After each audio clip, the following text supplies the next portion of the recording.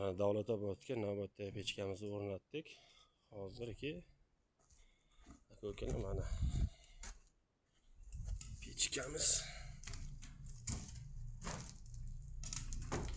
cho'g' bo'lib yonyapti. Endi bunday kuchli yoqishga tavsiya bermaymiz. Bizda video uchun oldik bu narsani.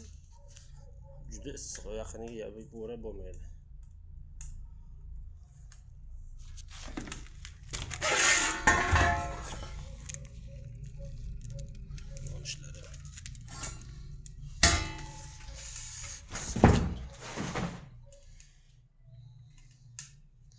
Hozir orqa tarafini ko'rsataman. Orqa tarafi pechkani.